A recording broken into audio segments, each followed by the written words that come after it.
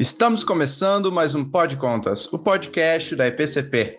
Para mais conteúdo sobre gestão pública, finanças públicas, prestação de contas e outros temas relevantes, nos acompanhe pelas redes sociais, no Instagram em @epcp.tcesp e no YouTube, no canal da Escola Paulista de Contas Públicas. Até lá!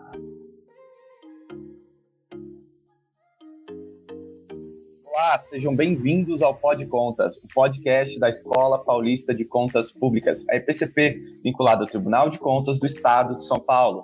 Hoje nós recebemos Samantha Dobrowolski, a subprocuradora-geral da República e coordenadora da comissão que elaborou a nota técnica sobre a nova lei de improbidade administrativa pelo Ministério Público Federal. Obrigado, doutora Samantha, por topar conversar conosco. Um grande prazer recebê-la aqui hoje.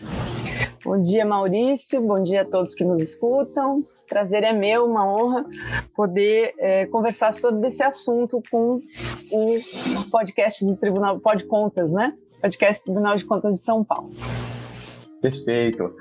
Doutora Samantha, antes de falar assim, da nova LIA, especificamente, a senhora podia contextualizar um pouco os nossos ouvintes? Acho que muitos aqui que nos ouvem também são servidores públicos, mas também temos um público aí de estudantes, né, acadêmicos, pesquisadores, que às vezes não trabalham com a LIA no dia a dia.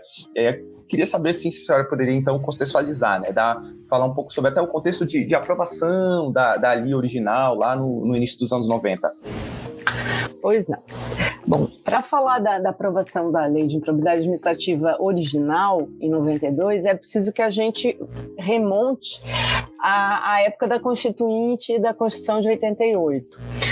O processo de redemocratização do Brasil, na época, não poderia deixar de levar em conta a necessidade de que o Estado, né, os agentes estatais, no exercício de suas funções, tinham que prestar contas, tinham que ter responsabilidade perante os cidadãos aos quais serviam.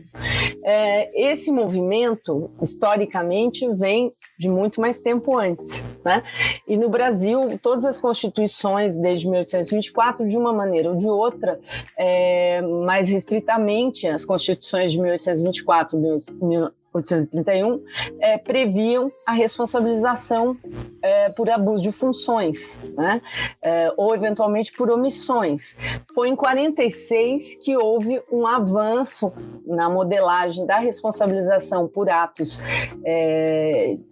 ilícitos, irregulares de agentes estatais, em que se passou a prever também a responsabilidade objetiva do Estado, como existe até hoje, e a responsabilidade subjetiva nos casos envolvendo lesão ao erário, alcance, como se diz, por exemplo. Isso foi mantido nas constituições seguintes, mas é óbvio que, a depender da forma prática como o regime de governo se dá, responsabilizar funcionários públicos ou mandatários é mais difícil. Uma democracia, isso deve ser mais fácil do que num regime não democrático.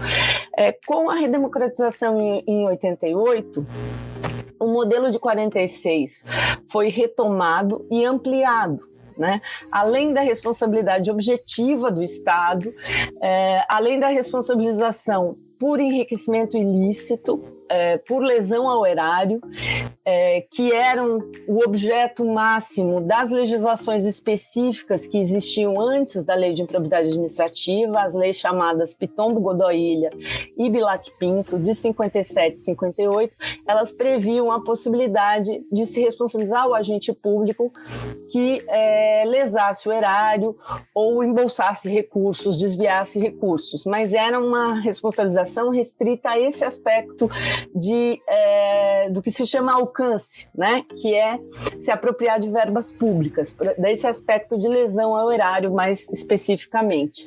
Em 88, foi muito importante a mudança, a vida, tendo em vista o processo de redemocratização, a tentativa de deixar claro para a sociedade, a partir do texto constitucional, que o Estado democrático de direito, ele se baseia no princípio da dignidade da pessoa humana e no princípio da limitação do poder estatal, né? E, portanto, o poder estatal limitado através do direito também deve se prestar a uma boa gestão pública. Uma das formas de limitar o poder é exigir algum tipo de resultado na gestão pública, uma gestão proba, né? O direito ao governo probo. Isso está inserido nesse processo de Constituinte de 88, que, remodelando a proteção ao patrimônio público e social, a proteção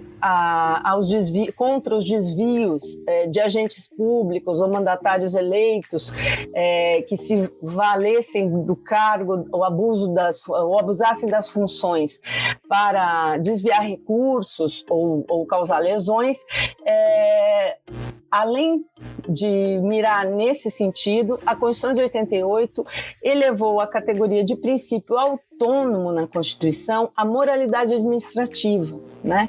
Elegeu como um princípio importante no sistema da administração pública não só a legalidade, a impessoalidade, mas sim a moralidade administrativa, que passou então a ser um princípio autônomo e um dos principais que regem a administração pública como um todo, seja na sua estruturação, seja no comportamento dos seus agentes, nos agentes a ela ligados, sejam os funcionários públicos, aqueles terceirizados, os contratados, aqueles que trabalham por concessões ou delegações do poder público, sejam inclusive os mandatários eleitos. Isso tudo é uma forma de limitação do poder, né? Limitar o poder pelo direito através também da estruturação da administração com observância de princípios constitucionais, princípios que muitas vezes vão ser desdobrados na legislação em dispositivos legais específicos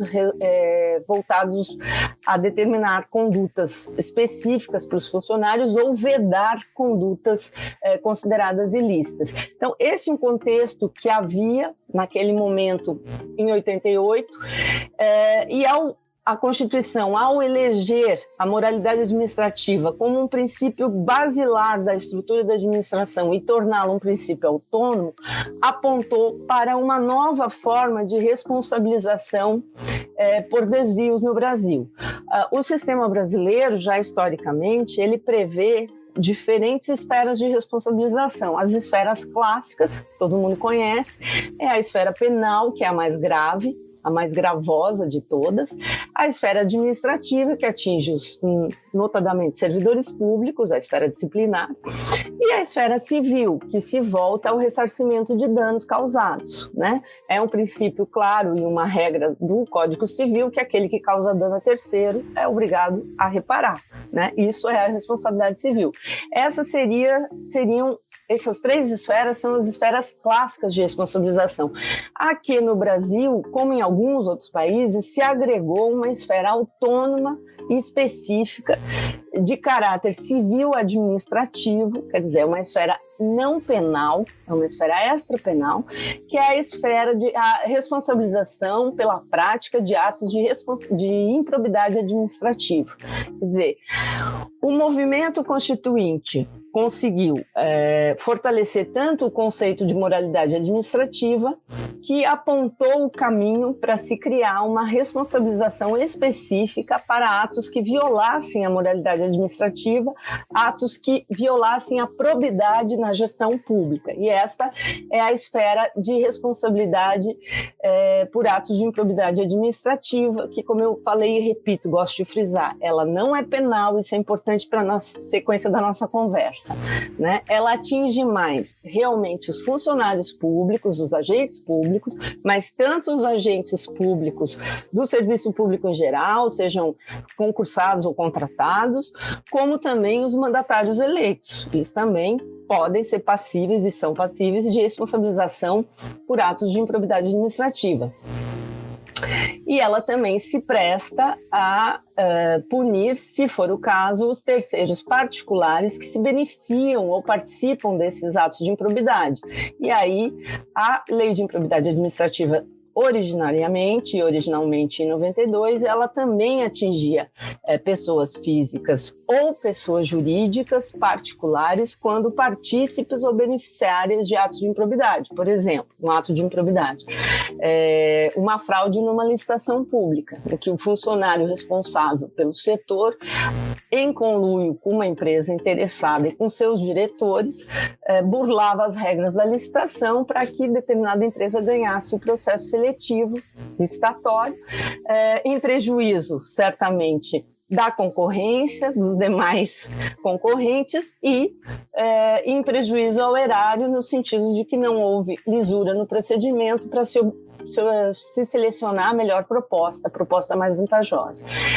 A lei de responsabilidade de improbidade administrativa, nesse caso, se aplicaria tanto ao funcionário que participou da fraude, quanto aos diretores ou prepostos da empresa beneficiada e como a própria empresa beneficiada por essa fraude. Um exemplo muito simples, mas para deixar claro o contexto e o objetivo de criação da lei de improbidade administrativa.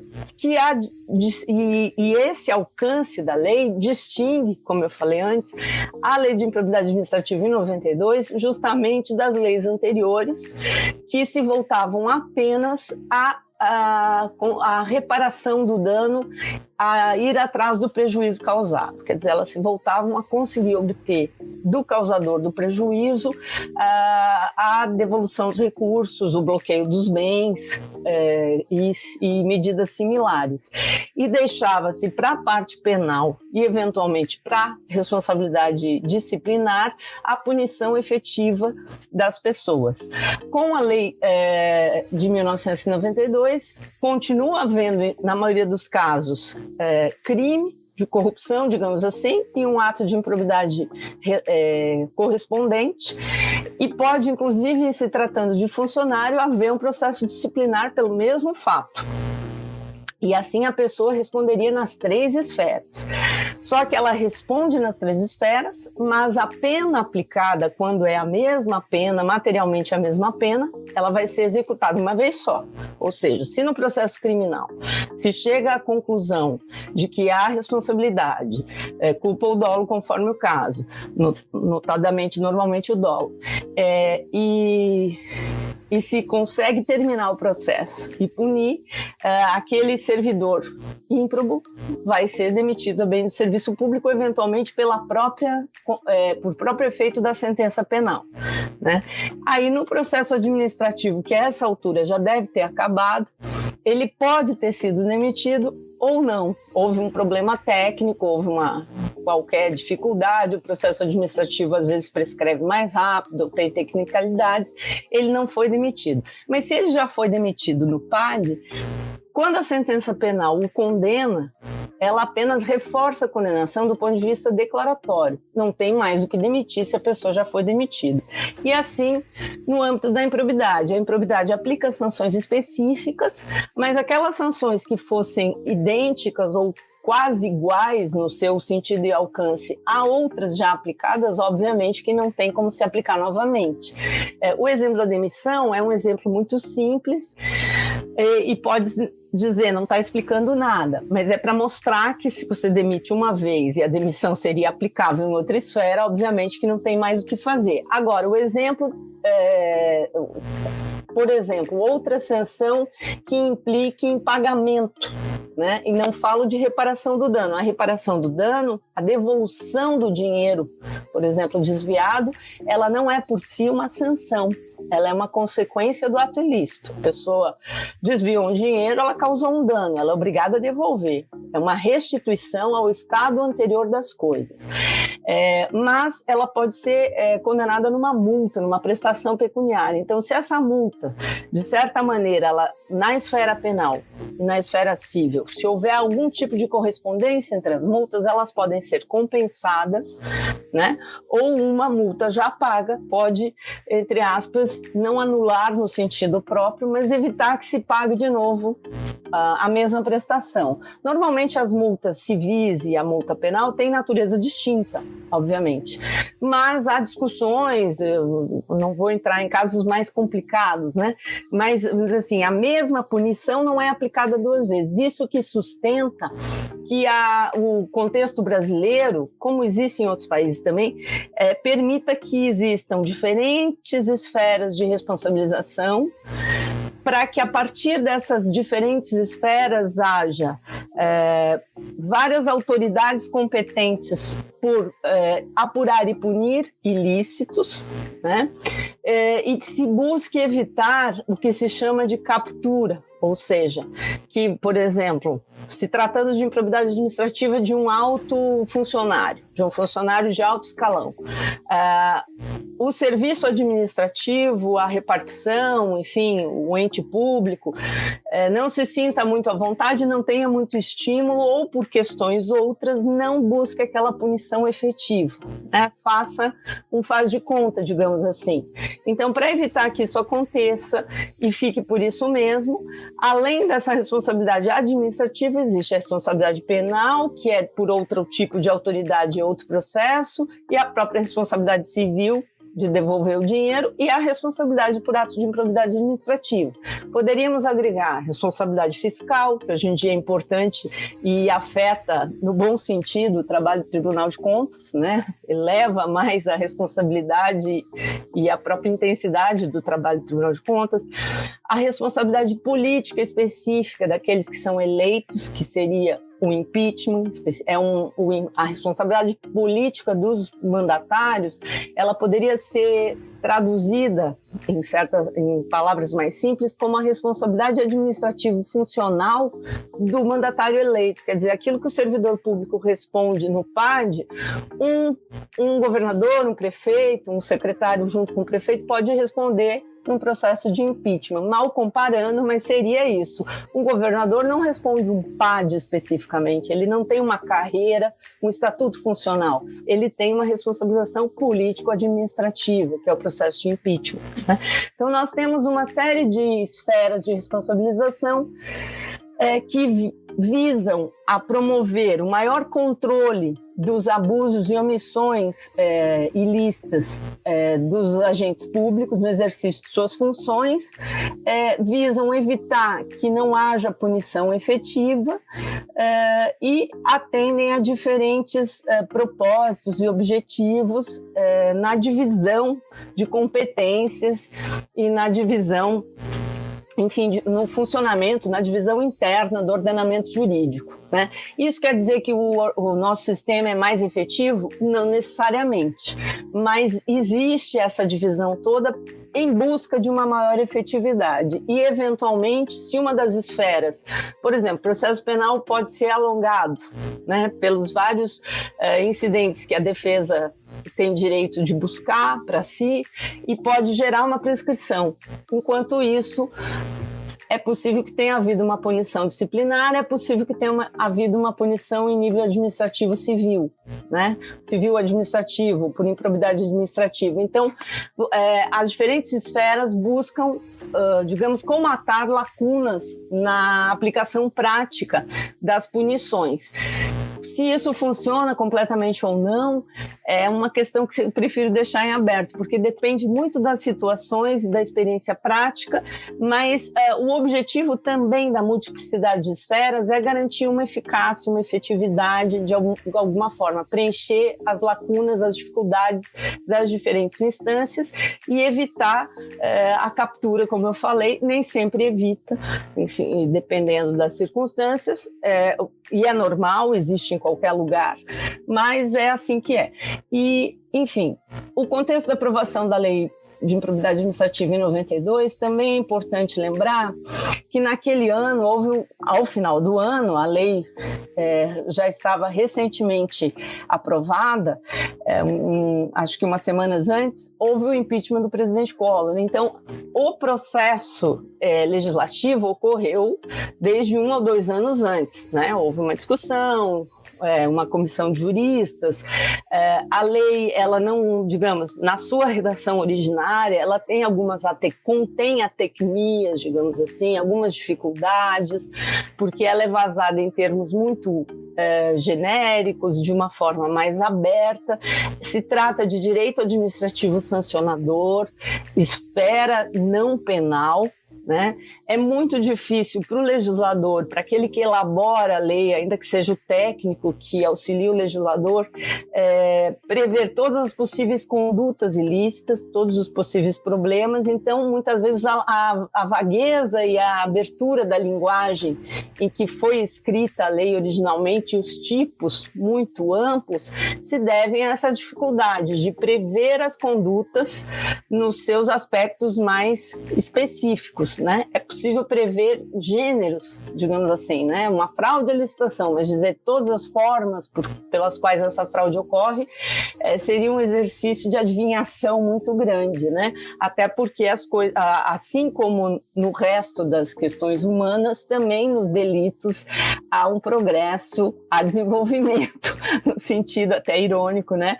Mas há novas criações. Mas a lei de improbidade administrativa, então, foi desenvolvida naquele momento para dar concreção ao comando constitucional que elevou a moralidade administrativa a princípio autônomo, um dos princípios basilares do artigo 37, e que no seu parágrafo 4º dispõe claramente que a responsabilização por improbidade administrativa ela não exclui a ação penal e se dirige a determinadas sanções que o parágrafo 4º indica, né?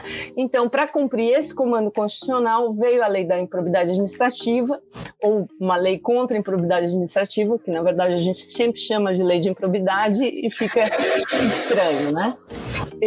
E foi aprovada num ano significativo, porque foi o primeiro impeachment logo após a redemocratização, pouco tempo depois, e um ano muito tenso, tendo em vista também o escândalo da época, o que talvez tenha até precipitado a aprovação da lei, mas foi nesse contexto que surgiu a Lei de Improbidade Administrativa, e ela levou muito tempo para ser bem assimilada pelos chamados operadores do direito. Ela passou a ser aplicada mais imediatamente pelo Ministério Público, tanto estadual quanto federal, mas os ministérios públicos estaduais tiveram uma grande participação nisso, de alguns estados, notadamente. São Paulo foi um dos estados que atuou muito com essa legislação. E isso despertou, poucos anos depois, ainda nos anos 90, uma reação muito forte da base de prefeitos, principalmente, dos políticos que se sentiram atingidos. Porque foram atingidos no que consideravam que não poderiam ser atingidos nas suas opções de gestão, digamos assim, né, ao executar políticas públicas e eventualmente ter falhas e defeitos, irregularidades. Há duas, porque eventualmente no início da aplicação pode ter havido alguns excessos, alguns equívocos na maneira de aplicar a lei. E, em terceiro lugar, eu acho que é importante dizer que a lei nunca foi bem compreendida, quer dizer, nunca talvez seja um exagero, mas ela não foi bem compreendida digamos, na sua primeira década, aqui eu estou fazendo um corte apenas didático, na sua aplicação judicial, porque o judiciário, principalmente no âmbito federal, não estava acostumado a um processo civil com instrução, não é que não soubesse fazer, mas não estava acostumado entre as suas ações típicas, né? O judiciário federal volta-se mais, por exemplo, a mandados de segurança, execuções fiscais, alguns outros tipos de ação ordinária, benefícios previdenciários, que na época também ainda não estavam no topo da lista, né? E as ações constitucionais, entre as quais a própria lei de improbidade a ação de improbidade pode ser caracterizada como uma ação civil constitucional específica, alguns autores assim consideram, mas junto a ela as ações populares, o mandado de injunção, aquelas inovações da Constituição em 88, elas não eram bem conhecidas. A própria ação civil pública, que já existia e foi confirmada pela Constituição, ela não era tão manejada por seus legitimados e nem tão bem conhecida no âmbito do judiciário. E isso acabou dificultando a recepção, no sentido de compreensão, acolhimento daquele tipo de processo, que não é um processo simples de ser tocado, porque porque é um processo que vai exigir uma instrução contraditória, vai exigir produção de provas, ele acaba atrapalhando o funcionamento das varas, atrapalhando no sentido de que ele tumultua o natural curso, o fluxo de produção, né, de resultado. E na Justiça Estadual, talvez mais acostumada com tipos de processos variados e instrução de processos cíveis, e aí eu faço um reforço, se trata de um processo civil, esse tipo de paradoxo ou perplexidade pode não ter acontecido tanto, mas de qualquer maneira, a lei de improbidade ela demorou muito a ser melhor analisada pelos tribunais superiores, tanto que a questão principal que desafiou os anos 90 era a questão da competência do foro por prerrogativa de função, que a defesa costumava dizer que, em se tratando de uma ação punitiva e com efeitos gravosos, como a suspensão de direitos políticos, tinha que ser considerada uma ação quase penal ou penal. E, por isso, desafiaria o foro por prerrogativa para quem detinha foro por prerrogativa. Ocorre que, claramente, é uma ação civil e isso vem do texto constitucional. Isso é importante que se diga, porque a Constituição assim determina que o tratamento da improbidade administrativa como responsabilidade autônoma é um tratamento extrapenal, de natureza civil administrativa, e, portanto, não há foro por prerrogativa, porque a nossa Constituição não prevê foro especial para agentes políticos ou determinados funcionários de determinados poderes por matéria não penal, apenas para a matéria penal. Né? Portanto, e essa foi uma questão que levou até meados dos anos 2000, da primeira década, ou um pouco além, para ser definida no Supremo Tribunal Federal, embora em 99 já houvesse decisões do STJ a respeito, mas eram decisões específicas e isoladas, e com isso eu quero demonstrar que houve uma dificuldade em lidar com essa lei, seja uma dificuldade cultural, ou social, ou mesmo política, seja uma dificuldade técnica. A lei contém algumas dificuldades técnicas, equacionar alguns problemas no sistema, mas com boa vontade e uma abertura e receptividade ao próprio comando constitucional, é possível entender a lei de improbidade inserida no microsistema de combate à corrupção ou no microsistema de direito administrativo sancionador que deflui do próprio texto constitucional.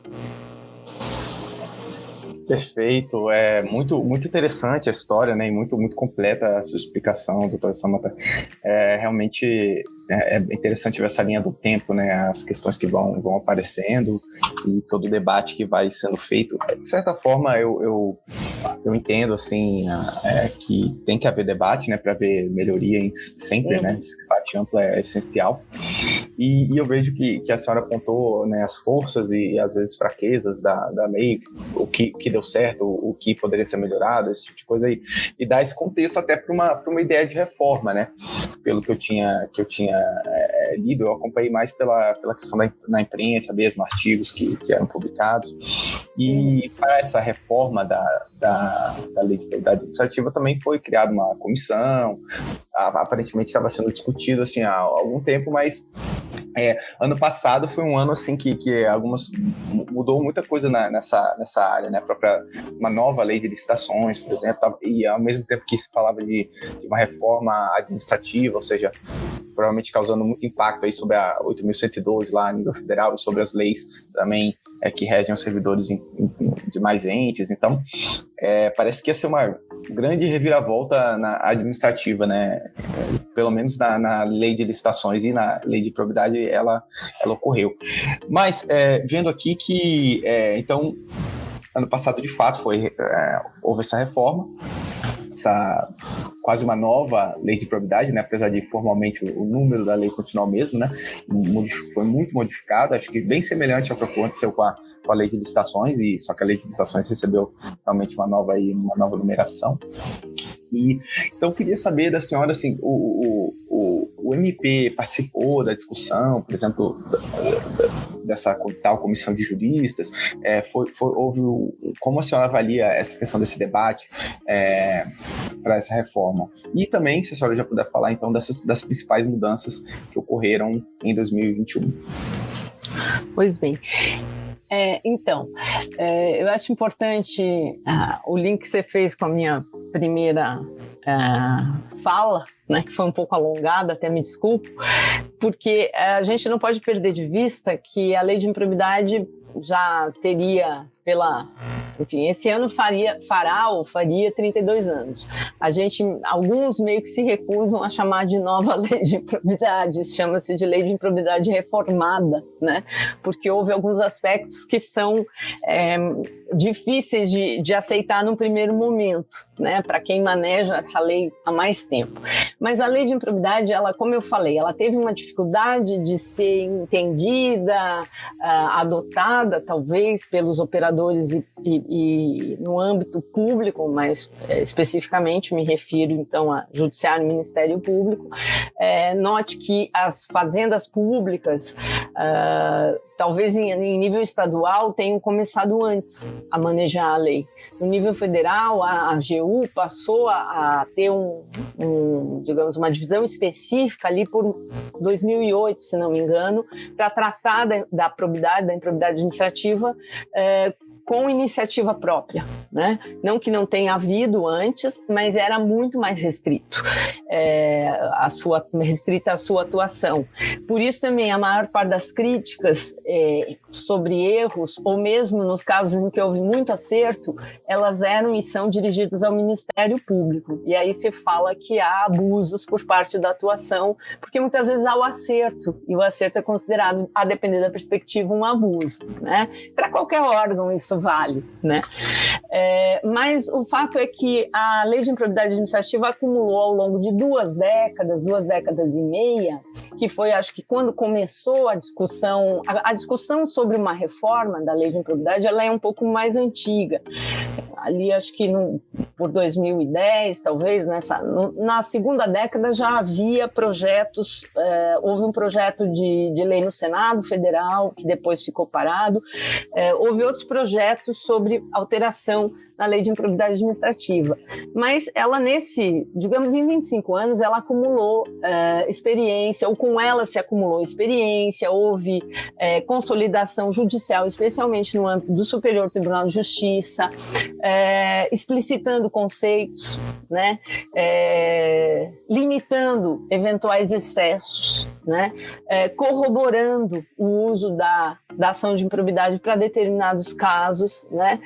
Explicitando também a sua natureza não penal, que durante muito tempo foi um ponto de discussão nos processos, né? Faz parte, a defesa usa todos os argumentos possíveis, mas mesmo quando já vencido, assim, claramente essa dúvida, continua sendo explorado esse item.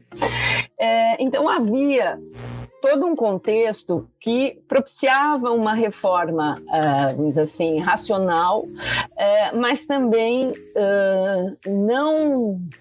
não indicava a necessidade, àquela altura, de uma reforma ágil, porque já havia uma consolidação de experiência de 20 e tantos anos de aplicação, e a limitação dos tribunais superiores, principalmente pelo STJ, mas também pelo Supremo Tribunal Federal em algumas hipóteses, né? De todo modo, iniciou-se um processo de discussão. Acho que todas as leis podem e devem ser aprimoradas, há mudanças em se tratando de serviço público, no sentido amplo, né, de relações público-privadas que acabam sendo tratadas também no âmbito da lei de improbidade administrativa.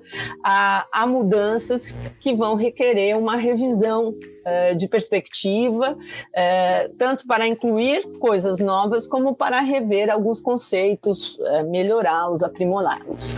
E então houve um projeto de lei, agora eu não vou saber dizer exatamente o ano, mas ali por 2018, se eu não me engano, né, houve um projeto de lei de um deputado paulista,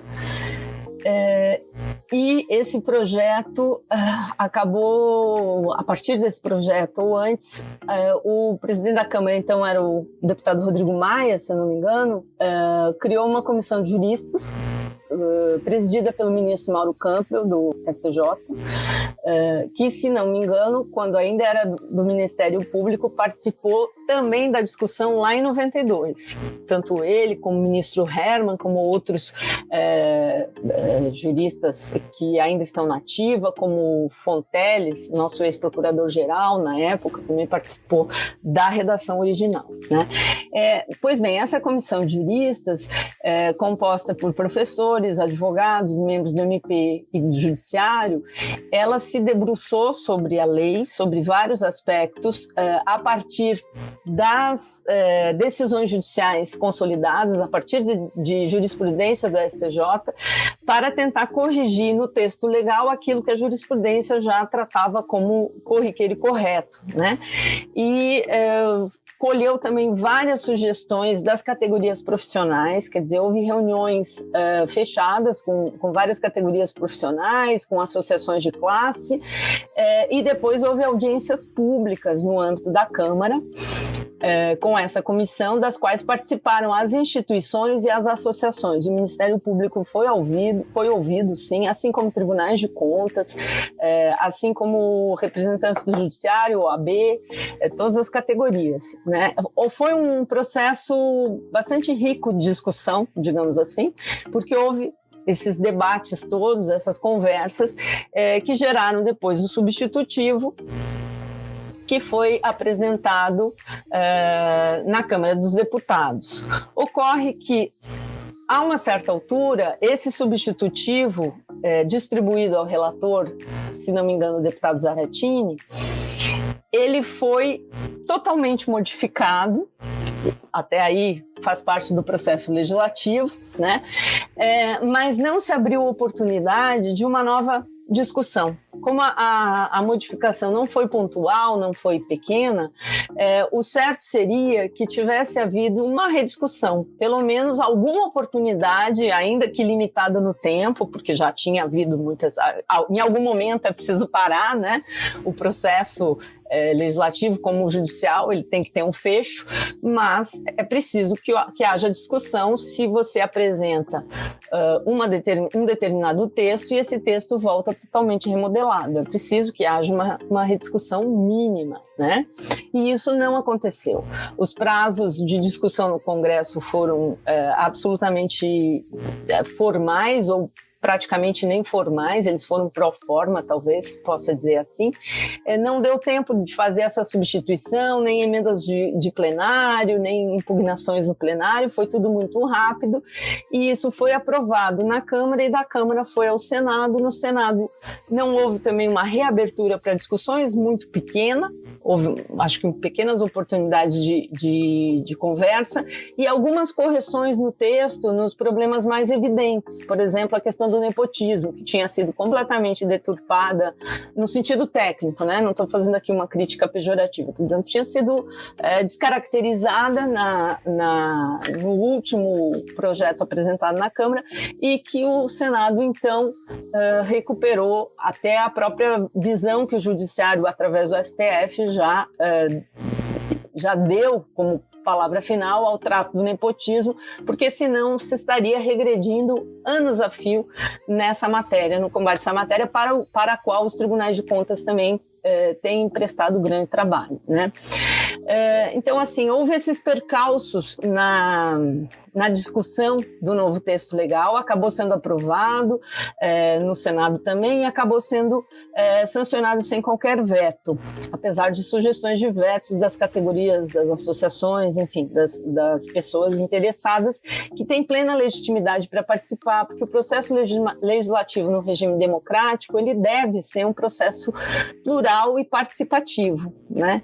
E isso não deve ser apenas simbólico ou ficto, deve ser plural e participativo no sentido de que aquelas opiniões diferentes e divergentes sejam levadas em conta, se não para que o texto seja modificado, porque às vezes a minoria perde, né, a maioria se impõe, com essa comissão, das quais participaram as instituições e as associações. O Ministério Público foi ouvido, sim, assim como tribunais de contas, assim como representantes do Judiciário, OAB, todas as categorias, né? Foi um processo bastante rico de discussão, digamos assim, porque houve esses debates todos, essas conversas, que geraram depois o substitutivo, que foi apresentado na Câmara dos Deputados. Ocorre que, a uma certa altura, esse substitutivo, distribuído ao relator, se não me engano, o deputado Zaratini, ele foi totalmente modificado, até aí faz parte do processo legislativo, né? Mas não se abriu oportunidade de uma nova discussão. Como a modificação não foi pontual, não foi pequena, o certo seria que tivesse havido uma rediscussão, pelo menos alguma oportunidade, ainda que limitada no tempo, porque já tinha havido muitas... Em algum momento é preciso parar, né? O processo legislativo, como o judicial, ele tem que ter um fecho, mas é preciso que haja discussão se você apresenta um determinado texto e esse texto volta totalmente remodelado. É preciso que haja uma rediscussão mínima, né? E isso não aconteceu. Os prazos de discussão no Congresso foram absolutamente formais ou praticamente nem formais, eles foram pro forma, talvez possa dizer assim. Não deu tempo de fazer essa substituição, nem emendas de plenário, nem impugnações no plenário, foi tudo muito rápido, e isso foi aprovado na Câmara, e da Câmara foi ao Senado. No Senado não houve também uma reabertura para discussões, muito pequena, houve, acho que, pequenas oportunidades de conversa e algumas correções no texto, nos problemas mais evidentes. Por exemplo, a questão do nepotismo, que tinha sido completamente deturpada no sentido técnico, né? Não estou fazendo aqui uma crítica pejorativa, estou dizendo que tinha sido descaracterizada no último projeto apresentado na Câmara e que o Senado, então, recuperou até a própria visão que o Judiciário, através do STF, já deu como palavra final ao trato do nepotismo, porque senão se estaria regredindo anos a fio nessa matéria, no combate a essa matéria, para a qual os tribunais de contas também têm prestado grande trabalho, né? Então, assim, houve esses percalços na discussão do novo texto legal, acabou sendo aprovado no Senado também e acabou sendo sancionado sem qualquer veto, apesar de sugestões de vetos das categorias, das associações, enfim, das pessoas interessadas, que têm plena legitimidade para participar, porque o processo legislativo no regime democrático, ele deve ser um processo plural e participativo, né?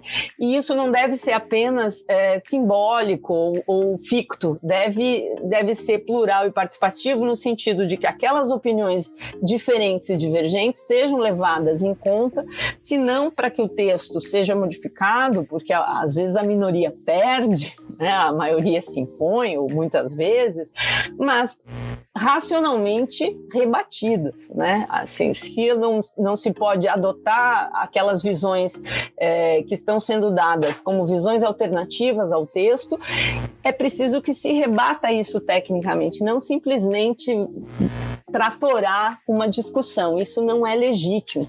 Então, a lei de improbidade na nova redação, ela padece de um déficit democrático na sua elaboração, na sua feitura, como muitas leis no Brasil acabam também padecendo desse mesmo problema. É ruim se pensarmos no sentido de uma democracia mais real, mais ampla, mais efetiva. Não necessariamente vai ser ruim para todos os textos legislativos, eles podem até sair bons textos, embora sem uma discussão democrática real e autêntica. Mas no caso da improbidade administrativa, me parece que o texto da Comissão de Juristas, além de ter sido elaborado à luz de debates e conversas mais amplas, ele era um texto melhor acabado, né? Então, me parece que houve sim um prejuízo também do ponto de vista técnico nesse déficit democrático na elaboração da lei. De toda forma, não se pode dizer que nesse processo mais comprido de discussão da revisão da lei, o Ministério Público e outras categorias não tenham participado. Eles participaram em um determinado momento, mas depois essa participação acabou sendo reduzida e restringida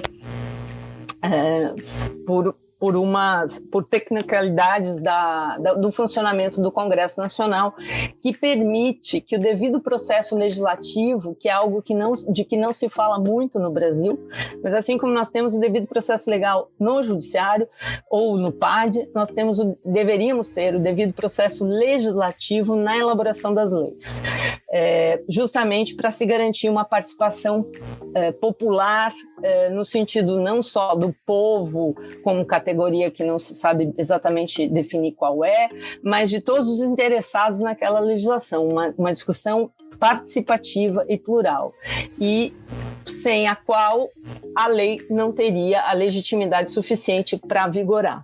Essa é uma questão que no Brasil a gente ainda está muito atrasado, talvez seja uma questão mais explorada filosofica e teoricamente, né? Via de regra, não se entra nesse tipo de análise quando se trata da constitucionalidade das leis, mas é um ponto importante se quisermos evoluir como país, né? Com desenvolvimento e culturalmente e democraticamente. Os principais pontos de mudança da lei, nós poderíamos dizer que seriam a restrição inadequada do alcance material da proteção à probidade, ou seja, a nova lei mexeu em questões como tipicidade, né, basicamente em relação aos tipos de improbidade que implicam violação a princípios. Ela reduziu o alcance, ou ela pretendeu reduzir o alcance, porque também é um outro fenômeno. Uma coisa é o que o legislador pretende, outra é o que ele consegue produzir como texto e como esse texto será interpretado tecnicamente depois. Nem sempre o objetivo se cumpre. Às vezes aquilo que está escrito permite uma interpretação diferenciada e até ampliada, e não atende aos desígnios legislativos, sejam desígnios melhores ou piores no sentido da proteção do bem jurídico. Em relação à tipificação dos atos de improbidade, e basicamente o artigo 11 é considerado mais problemático, porque em relação ao artigo 9 e ao artigo 10 houve mudanças menores, houve a questão do dolo, que é uma questão relevante, mas que o STJ mesmo já vinha trabalhando numa linha de condutas culposas serem excluídas da tipificação, serem não consideradas como atos de improbidade. Exigia uma culpa grave, gravíssima, um dolo. Então, assim, isso não é que não seja importante, mas não foi o principal em relação aos artigos 9 e 10. Mas, em relação à tipificação do artigo 11, pretende o texto da lei que a violação a princípios seja taxativa, seja apenas nos casos elencados no artigo 11. E isso é preocupante, porque deixaria de fora casos graves de má conduta administrativa e que já eram punidos anteriormente e que deixariam de ser punidos, como, por exemplo, tortura e assédio moral e sexual, para dar 2 exemplos ou 3 exemplos que são mais palpitantes, né? Se considerarmos que a tipicidade do artigo 11 é estrita, nós estamos deixando de lado condutas graves que são punidas criminalmente e que não se poderia permitir no sistema, por coerência, inclusive, que não fossem considerados atos de improbidade administrativa. Ocorre que o próprio texto do artigo 11, nos seus parágrafos, no seu parágrafo primeiro, ele fala em abuso de função pública, ele fala em violação dos princípios da impessoalidade, legalidade, honestidade, e com isso ele permite o enquadramento de outras condutas na violação de princípio, que é o tipo do artigo 11, sendo interpretável, vamos dizer assim, como um tipo ainda aberto e não completamente taxativo, não números clausus. Essa é uma questão que vai dar pano para manga, que vai certamente render debate, mas seria uma das primeiras coisas facilmente apontáveis como problemáticas do texto. O texto pretende fechar uma interpretação e uma descrição de fatos ímprobos, atos ímprobos, em relação aos quais não é possível fazê-lo, porque as condutas, como eu falei, as condutas vão se renovando também e não é possível prever todo tipo de conduta ímproba. Se uma das críticas que era feita é que a violação a princípios era invocada sempre nas ações como uma espécie de coringa, de carta na manga, para enquadrar qualquer conduta que fosse duvidosa ou qualquer coisa que não se enquadrasse, enquadraria ali, essa era uma crítica feita pela defesa, eventualmente poderia estar certa, mas não sempre. Agora, a tentativa de restrição e fechamento para dar mais segurança, a pretexto de dar mais segurança jurídica, ela deixa de fora condutas relevantes e, a rigor, pela própria redação da lei, no artigo 11, nos seus parágrafos, ela não gera esse fechamento, porque ela permite uma abertura a partir da leitura dos parágrafos, que, inclusive, invocam a Convenção de Mérida, né? Que o Brasil ratificou, é uma norma supralegal, tem influência, e um dos problemas, inclusive, na alteração da improbidade, como foi feita, digamos, uma avaliação negativa do Brasil nos foros internacionais em relação aos tratados, os tratados dos quais o Brasil é signatário, porque por esses tratados, OCDE, ONU e OEA, notadamente, em relação ao combate à corrupção, aos desvios de servidores, a exigência é de uma melhoria qualificada da legislação e de canais de punição e de processo, e não não um afrouxamento, um abrandamento no procedimento para punir e nas sanções. Outro problema em relação ao alcance material da proteção à probidade seria a questão do dolo, que, como eu falei, se a questão deixar de lado a culpa grave não é o mais grave na alteração, exigir em alguns casos o dolo específico é um retrocesso que vai além do que acontece no processo penal, né? Se exige que houvesse que haja um dolo específico na conduta voltado àquele resultado, o que nem no direito penal com a reforma de 84 se exige. Quer dizer, aí o dolo é a vontade livre e consciente de causar o resultado, mas não aquele dolo, a vontade específica de causar especificamente aquele resultado. Isso é uma inovação em retrocesso, para fazer aqui uma certa ironia em termos de paradoxo. Outro problema seria a exclusão da tipicidade nos casos em que haja interpretação divergente, quer dizer, sobre uma determinada conduta funcional ou um determinado tipo de contratação ou de prática numa licitação. Pode haver uma interpretação divergente no meio técnico, né? Ou no próprio meio judicial, mas não necessariamente só judicial, no meio técnico, no meio dos operadores jurídicos, e isso seria suficiente para excluir a tipicidade do ato. Aí é muito cômodo, porque é possível, você cria, primeiro, uma insegurança absoluta, também do ponto de vista do Estado. O Estado tem a obrigação de reprimir condutas ímprobas, né? O Estado, seja Ministério Público, no caso, e exigir um consenso sobre determinadas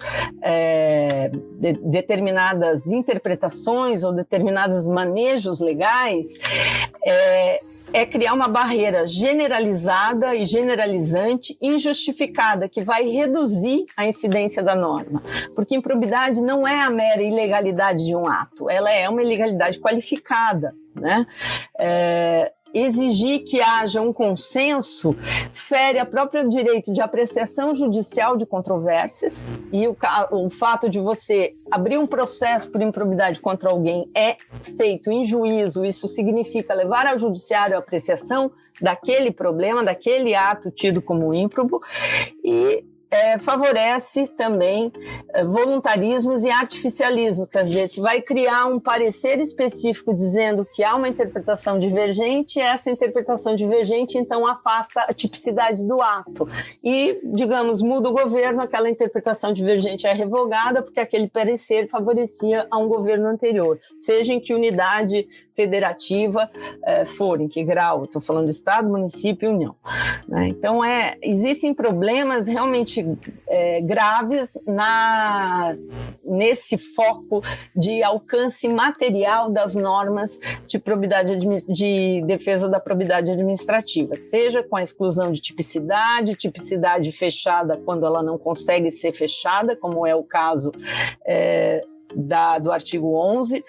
Outro exemplo no artigo 11 para mostrar a dificuldade é que crimes contra a administração pública previstos no Código Penal, quando não exista dano ou enriquecimento ilícito, eles serão crimes, mas não serão atos de improbidade. Quer dizer, é um absurdo do ponto de vista de coerência do sistema. Né? Uma coisa é fatos menos graves poderem constituir improbidade e não constituir crime, que é a esfera mais gravosa, a esfera punitiva pior. Mas o contrário não tem muito, não que seja necessariamente sempre um crime, uma improbidade, mas o contrário, nessa circunstância em que a improbidade e o crime contra a administração pública protegem o mesmo bem jurídico, não faz sentido. Outras restrições inadequadas na nova redação da lei dizem respeito ao alcance subjetivo. Embora a lei não tenha mudado, as pessoas passíveis de sofrerem improbidade são, enfim, os entes da administração pública, os entes políticos, e ela também fala nos sujeitos ativos, como funcionários públicos, agentes públicos em geral, particulares, sendo pessoas físicas ou jurídicas. Porém, ela exige, principalmente para as pessoas jurídicas e para os diretores de empresas, que comprovem que, além de se beneficiar do ato, tinham conhecimento e agiram com a finalidade de se beneficiar daquele ato. Então, naquele exemplo dado de uma licitação fraudada, a empresa que foi beneficiada pela fraude só seria atingida se provasse que a empresa, como pessoa, o seu núcleo diretivo tinha conhecimento e assim atuou para se beneficiar daquela fraude. É claro que, eventualmente, num abuso de poder de um preposto, de um diretor, a pessoa jurídica pode conseguir excluir a sua responsabilização, inclusive subjetiva. Mas, e no caso da improbidade, a responsabilidade é objetiva, né? Mas no caso da improbidade não, no caso da lei anticorrupção, a responsabilidade é objetiva. Mas no caso é muito generalizante dizer que, além de comprovar que se beneficiou do ato e que, enfim, estaria incluída no rol do artigo 3º, tinha ciência de que ia se beneficiar e agiu para se beneficiar. É uma forma indireta de excluir responsabilização de um destinatário claro da improbidade administrativa, que, além da pessoa física, é a pessoa jurídica. De todo modo, no sistema, acaba continuando a viger a responsabilização por atos de corrupção prevista na LAC, na Lei Anticorrupção, que atinge, digamos, direcionadamente as empresas. E aí ela, primeiramente, se dirige às empresas como responsabilidade objetiva e depois aos seus dirigentes na medida de sua culpabilidade. Só que isso compromete um pouco o funcionamento do sistema, porque em alguma medida, os tipos da LAC são também tipos de improbidade administrativa, mas o objetivo da LAC é um objetivo um pouco distinto daquele previsto na repressão à improbidade administrativa, e é claro que os agentes que manejam a lei são outros, né? Há próprias discussões na LAC sobre a extensão, digamos, das funções do controle interno no uso da lei anticorrupção, em detrimento tanto do papel do Ministério Público, que é preservado numa interpretação sistemática, mas, sobretudo, no papel dos tribunais de contas, que eventualmente pode ser um pouco preterido por uma extensão indevida do âmbito do controle interno no manejo da lei anticorrupção e dos seus institutos.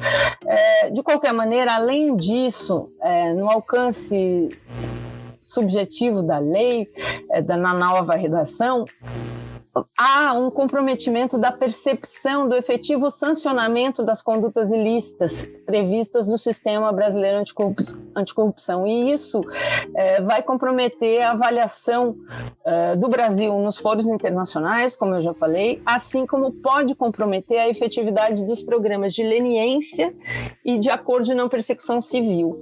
Porque se, por exemplo, a empresa achar que ela tem condições de se livrar da condenação em improbidade, ficando restrita à responsabilização por anticorrupção pela LAC, isso pode desincentivar a que as pessoas físicas busquem colaborações com o Estado, acordos de não persecução, que são hoje em dia reconhecidos legislativamente e que são formas lícitas de se fazer a sua própria defesa e que têm, do ponto de vista estatal, a vantagem de trazerem a revelação, eventualmente integral ou pelo menos parcial, de atos ilícitos, dos quais o Estado sabia menos ou nem sabia, facilitarem a reparação do dano, e isso vai acabar comprometendo o funcionamento do sistema. Outras dificuldades nessa nova redação da LIA seriam as processuais. Há restrições injustificadas e muitas exigências para o cumprimento do dever estatal, seja por parte do Ministério Público, seja por parte do Judiciário. Limita-se o prazo da investigação a 1 ano, exige-se que em determinada situação a ação seja proposta também num prazo específico de 1 ano, e isso afeta as condições do exercício das funções institucionais do Ministério Público com independência e afeta também o cumprimento das funções jurisdicionais, porque o juiz, por exemplo, é obrigado a fundamentar passo por passo tudo aquilo que durante o processo ele recusar, por exemplo, a defesa. Então, de uma certa forma, cria deveres processuais para justificar atos pelo juiz, que são deveres além do razoável, diferente de outros processos de natureza não penal, de natureza civil. Cria para a defesa amplas oportunidades, e não sou contra o direito de defesa, mas estabelecer um tipo de processo, de certa forma, a gente poderia fazer uma brincadeira e dizer que é um processo flex. A defesa tem amplas garantias quase penais e o Estado, seja o Estado juiz ou o Estado autor, que é o Ministério Público, que agora é só o Ministério Público que passa a ser o titular da ação de improbidade, ele tem deveres excessivos que praticamente impedem o exercício racional e responsável do seu trabalho, porque para concluir uma investigação por atos de improbidade em grandes casos de corrupção, em concorrências ou licitações que envolvem muita gente, 1 ano é uma brincadeira de criança. Muitas vezes você não conseguiu nem começar, né? E se existe um prazo de prescrição previsto na lei, e agora o prazo está mais bem definido, ampliou-se um pouquinho o prazo, colocaram balizas mais claras de como contar esse prazo, não é possível dizer que há uma prescrição por inércia, como se criou com a prescrição intercorrente de 4 anos, ou mesmo a prescrição se em 1 ano não se propuser a ação de improbidade, encerrado o inquérito civil, porque a prescrição do ato, da prática do ato, não se encerrou, ela é de 8 anos. Então, não poderia a lei modificar um prazo que a própria lei dá, um prazo de prescrição daquela conduta, né? E com isso está atingindo todo o bem jurídico protegido, que é o direito ao governo probo e o direito à coletividade de ver processadas as pessoas que teriam praticado atos ilícitos, né? O processo é justo que seja feito se há uma dúvida, uma suspeita razoável e fundamentada sobre uma conduta. É um direito do cidadão ver esse processo levado a cabo pelo Ministério Público no âmbito judiciário. Então, há uma inversão procedimental, afeta ainda cautelares, afeta outras formas, porque muda num retrocesso também, se considerar a jurisprudência existente, muda a forma de exigir a comprovação da dilapidação de patrimônio para as cautelares. Há também uma indevida interferência entre as instâncias, porque chama tribunais de contas e o próprio ente lesado a participarem de algumas determinações no meio dos processos, que é o caso do acordo de não persecução civil. Embora seja importante a colaboração com os tribunais de contas, importantíssima, não poderia se deixar o acordo de não persecução civil, que é um direito para o processado e é importante para o Estado autor, depender do aval ou não do Tribunal de Contas. Haveria outros modos de submeter a questão do dano ao Tribunal de Contas. De todo modo, e acho que com isso antecipo talvez um questionamento do Maurício, a cooperação entre Ministério Público e Tribunal de Contas é cada vez mais importante. Na ação de improbidade, um dos motes principais é a quantificação do dano e a reparação do dano, que ainda que não seja sanção, é uma das finalidades do processo, é buscar essa devolução do dinheiro desviado, essa devolução dos recursos, a restituição do dano, ressarcimento, né?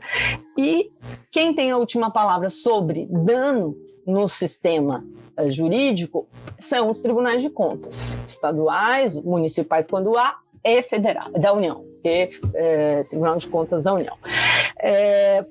E é bom que assim seja, porque são órgãos extremamente capacitados, tecnicamente capacitados para isso, e a expertise usada para isso há muito tempo. Então, o Ministério Público não tem, acredito, nem a pretensão, nem o interesse de se substituir nesse aspecto, porque não é nem algo seguro para se fazer, né? Não se tendo todas as condições de apurar aquele dano ou de fazer a verificação final do seu valor, do seu quantitativo. Então, já vou dar aqui um exemplo prático. Uma das alterações da lei, e que é positiva, é o acordo de não persecução civil. A lei trouxe, já havia trazido no pacote anticrime, mas a nova lei traz o acordo dentro do texto da lei de improbidade com algumas balizas mais claras. Porém, ela não traz suficientemente bem articulado, o que seria de se esperar. Nunca é fácil de antemão prever todas as necessidades de um novo instituto jurídico. Para isso, eventualmente, as orientações, a normatização dos conselhos de Ministério Público ou do próprio CNMP vão ser úteis. E aquelas já existentes também são úteis. Um dos problemas, porém, que já se antevê, mas que aí vai desafiar uma boa tratativa entre os órgãos envolvidos e uma cooperação genuína, é a questão de que no acordo de não persecução se submete ao Tribunal de Contas no prazo de 90 dias para que fale da questão do dano, né? E não se diz mais, se o tribunal não der uma saída para esse dano, não apresentar um novo cálculo, não se resolve eventuais problemas que surjam. E o processo, obviamente, não vai poder ficar paralisado por longuíssimo tempo. Teria que ter melhores termos de andamento desse processo. Também não se diz como resolver esse conflito. E uma das questões é que, obviamente, o Tribunal de Contas tem a última palavra sobre o dano, mas ele não poderia ser usado, assim, essa sua competência não pode ser usada para impedir que o Ministério Público e o Judiciário utilizem as suas competências institucionais. Uma coisa é o Judiciário e o Ministério Público, ou o Ministério Público promover uma ANPC, um acordo de não persecução civil, com a parte interessada em juízo, né? E não dar quitação do dano, respeitando a competência constitucional do Tribunal de Contas. Teria sido uma solução interessante, digamos assim. Outra coisa é o MP e o Judiciário, ou o MP no Judiciário apresentar uma NPC e não poder fechar esse NPC se o Tribunal de Contas não der o seu aval. né? Uma questão é um aval técnico numa situação mais simplificada, em que o Tribunal de Contas tem condição, inclusive, de fazer aquela verificação no prazo exíguo que a lei dá, né? Mas outra coisa, num caso complexo, envolvendo setores de funcionamento da administração pública, que muitas vezes são setores regulados, a gente tem que lembrar que a administração pública hoje é fomentadora das iniciativas nos setores da economia mais sensíveis. Basta pensar no caso de petróleo e gás, por exemplo, construção de refinarias, construção de obras de engenharia mais desafiadoras, que são feitas sempre com financiamento público, né? Ainda que através de concessões e de outras saídas jurídicas. Então, há casos simples que em 90 dias podem ser facilmente resolvidos, mas há outros que são desafiadores e que não a lei ela criou uma condição, criou situações e não trouxe a solução. Isso vai desafiar certamente uma boa conversação entre os órgãos institucionais envolvidos na matéria, e acredito que pela prática já de muitos anos em que há uma grande troca de experiências, né, e também de informações entre MPs e tribunais de contas, não será impossível superar esse problema, né, mas vai desafiar assim, alguma criatividade e muito boa vontade para isso, né. O NPC também traz algumas outras questões que a lei deixou de prever, como assim, o prazo, quando há descumprimento, o prazo para o cumprimento, a suspensão de alguns direitos, ou enfim, deixar em suspenso a solução enquanto não houver o definitivo cumprimento das cláusulas e condições tratadas. Há pequenas minúcias que a lei não definiu bem e que ela talvez possa ser corrigida em alguns aspectos facilmente por projetos específicos, emendas específicas que devem vir em pouco tempo, mas há outras que a prática, assim como na sua redação original exigiu quase 2 décadas, aqui também a prática vai exigir bastante discussão, bastante paciência e uma visão mais abrangente do propósito, da finalidade e dos limites que deve ter a lei de improbidade, né? E eu acho que assim, existem alguns outros problemas em relação às sanções, houve um afrouxamento em algumas circunstâncias, se estabeleceu, por exemplo, a baliza máxima de algumas multas ou da suspensão de direitos e não a baliza mínima, ou seja, isso na prática vai gerar uma consequência complexa, porque se eu tenho um prazo de suspensão de direitos políticos, que o máximo é X anos, mas eu não digo que o mínimo é Y, eu posso dizer que é de um dia, uma semana, um mês, que não seria razoável, mas pode ser dito numa decisão, e isso vai desafiar recurso e vai levar um tempo para ser depurado esse tipo de mudança que foi talvez feita na correria, sem observância da melhor técnica ou sem se dar conta de que havia uma armadilhazinha ali, o que é comum quando se escreve um texto de lei, né? Acho que, assim, basicamente são alguns dos pontos digamos, mais claramente difíceis, né? Quero agradecer muito pela conversa, pela exposição. Eu queria colocar aqui o Tribunal de Contas do Estado aqui de São Paulo de portas abertas. Nós pretendemos voltar a falar novamente sobre esse tema aí e queria agradecer a senhora e abrir para ir para considerações finais, acrescentar mais algum ponto que a senhora não acrescentou, mas de qualquer forma, muito obrigado. Obrigada, Maurício. Eu me desculpo porque acabei falando muito, me alongando sobre alguns detalhes. Eu acho que 2 pontinhos que merecem só um breve comentário. Com a nova redação, o MP passa a ser o único autor legitimado e tem que, inclusive, assumir no prazo de 1 ano as ações propostas pela Fazenda Pública. Isso é um desafio, porque há várias ações, se considerar que a administração direta e indireta, as empresas públicas, eventualmente Caixa Econômica, por exemplo, podem ser lesadas em improbidade e haver várias ações dispersas, né, país afora. Então, eventualmente, no âmbito dos colegas, isso não foi recebido com toda aquela facilidade, porque vai causar um impacto em prazo curto, né?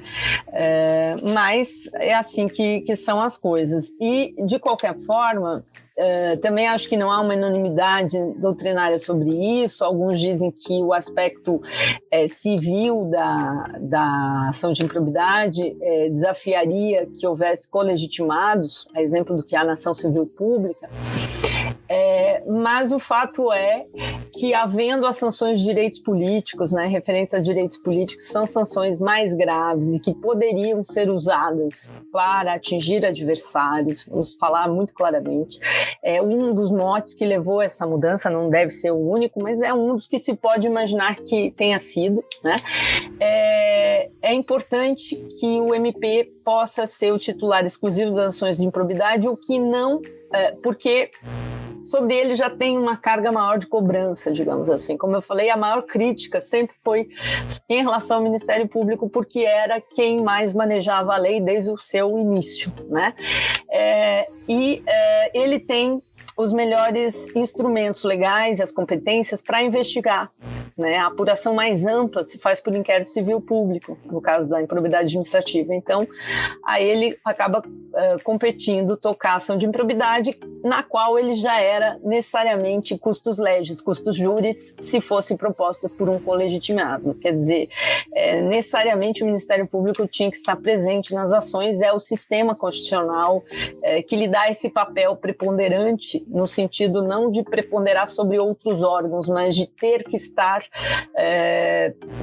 principalmente tratando dessa matéria e funcionando em todos os processos a ela relativos, né, na defesa da probidade administrativa do patrimônio público social. Isso causa um impacto imediato, talvez pela assunção da titularidade nas ações de terceiros, mas tem, eu acho que, um contorno melhor do ponto de vista sistêmico, né? Você tem um titular exclusivo que também vai usar o acordo de não persecução, se for o caso. Você dá uma certa racionalização para o sistema nesse aspecto, e não muda a natureza. Não é pelo fato de você ter um agente titular que ela se torna uma lei penal, uma ação do tipo penal. Continua sendo extrapenal. Outro ponto que é muito importante tratar é o da retroatividade da lei, né? Que essa discussão vai ser grande, vai chegar ao judiciário logo, né? Se já não chegou eventualmente nos questionamentos de constitucionalidade. Em resumo, a lei a lei de improbidade é uma lei de direito administrativo sancionador, portanto é uma lei de aspecto punitivo, né? Não por isso ela é uma lei de caráter penal, ela é uma lei de caráter civil, né? Portanto, ela, embora possa receber influxos positivos do direito penal no que se refere aos direitos de defesa, ela não se submete ao mesmo raciocínio da área penal. Daí dizer que a retroatividade da lei mais benéfica também se aplica na improbidade administrativa é um passo muito grande, porque quando a Constituição fala em retroatividade da lei mais benéfica, ela se refere explícita e exclusivamente à lei penal. E aqui nós temos uma lei civil. E aí alguém pode objetar, mas no PAD já há jurisprudência dizendo que retroage. Sim, o PAD, o processo administrativo disciplinar, ele é manejado fora do judiciário por uma autoridade que não é um juiz, uma autoridade administrativa.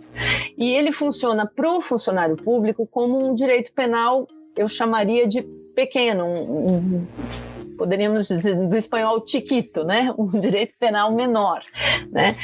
Porque ele é o punitivo gravoso no âmbito da relação estatutária Estado empregador-funcionário, né? Nesse aspecto, ele é punitivo e aí todos os influxos do direito penal acabam devendo ser aplicados ao processo disciplinar, porque ele é um processo aplicado fora do judiciário, né? Então seria mais benéfico realmente àquele que é processado administrativamente e do ponto de vista da coerência do sistema, é mais cauteloso, né?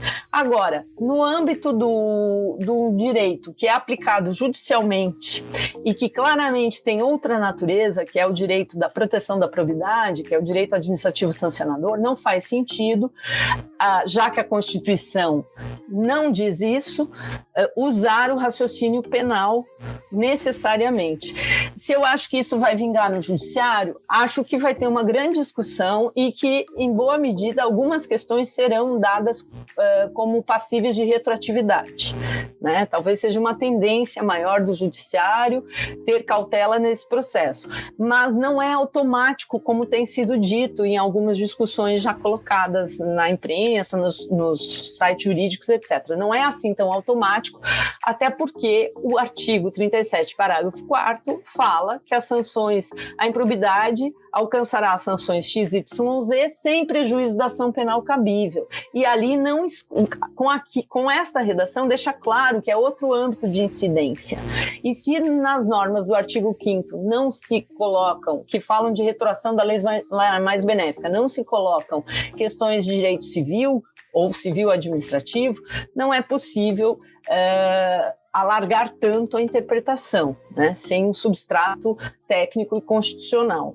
Inclusive porque haveria muitos problemas práticos nos casos já julgados e transitados em julgado, né, no ressarcimento já feito, em várias questões, se isso fosse possível, e se a gente fizer uma comparação, um paralelo apenas analógico com questões privadas e particulares, não é toda e qualquer nova lei que, vamos dizer, retire um aspecto de ressarcimento ou algum tipo de consequência ou efeito numa relação privada que vai retroagir para pegar situações já consolidadas, né? Porque as situações são consolidadas no tempo e são relações de direito civil ou direito não penal, para a gente dizer assim, no caso do direito administrativo sancionador. E isso é preciso levar em conta. Mas será uma grande discussão. Não é fácil também defender que não há retroatividade. A retroatividade talvez deva ocorrer em algumas situações, de uma maneira controlada, isso a ver o que vem na discussão posta em juízo nos tribunais superiores. E é preciso levar em conta sempre que é um âmbito extrapenal de responsabilização, e isso nem sempre é levado em conta quando se levanta o argumento, né? E faz toda a diferença, inclusive para fundamentar, seja a solução que vier, é importante ter isso em vista, né?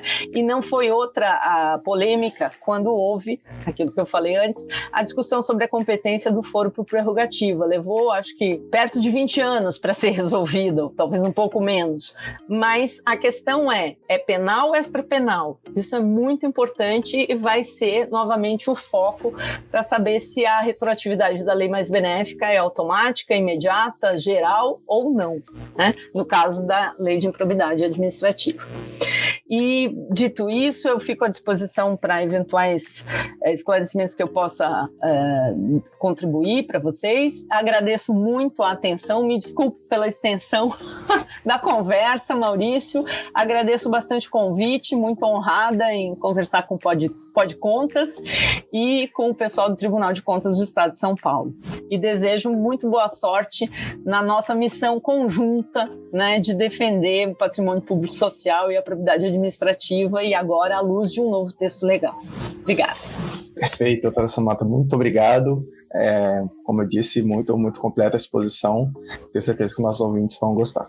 Então é isso, pessoal. Ficamos por aqui. Até a próxima, até o próximo Podcontas.